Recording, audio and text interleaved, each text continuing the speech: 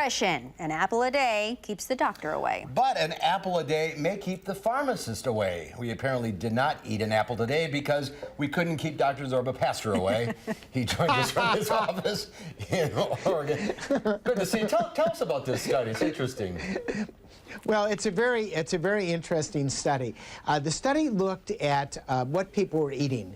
They controlled for socioeconomic status, whether or not they smoked, whether or not they exercised, and so on. They took roughly almost close to about 10,000 adults, and they looked at who ate apples and who did not eat apple. Now, 90% of the people did not eat one apple a day. Only 10% of the population ate an apple a day. They looked to see whether or not they had fewer doctor visits, and the answer is no, so luckily I'll stay in business. Did not produce fewer doctor visits. But the people who ate apples on the whole had fewer prescriptions, fewer medications that they were actually on. So it may indeed be the fact that an apple a day will keep the pharmacist away versus the doctor away. Why is that? Well, first of all, apples are very good. They're high in vitamin C. They're high in roughage. One of the reasons that they were actually propagated back in the early 1900s and the early 20th century is they were good for the bowel movements. And generally, if you eat an apple, you're more likely to have a good bowel movement, which people, especially in the early 1900s, thought was the cause of cancer, heart disease, and so on. So that's really what developed that. The other thing is, it's a great piece of fruit. It's delicious, it's portable, it's easy to use. It got supplanted by the banana when they finally developed refrigerated motor cars on railroads. But basically, that's what it is. Apples are they're just healthy. They're Mother Nature goodness. That makes sense.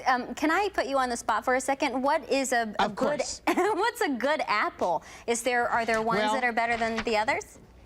That's a good apple. That's a good apple. That's a good example of a good apple. I'm so glad you asked that. You see, I have this sitting here.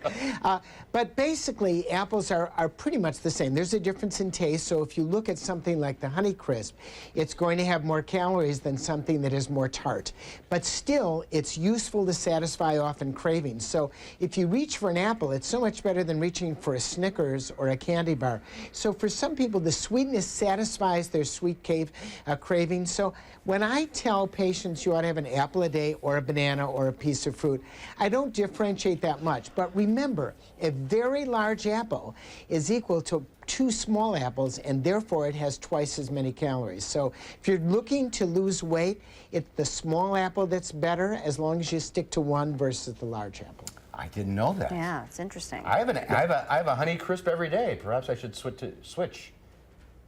You don't have to worry about your weight. It's absolutely perfect. And the Honeycrisp are absolutely delicious. Yeah. So, you know, right. It'll keep you away from the pharmacist. All right, I'm going to eat this apple and he's going to disappear. Yeah, there we go. Zorba, thanks. See ya.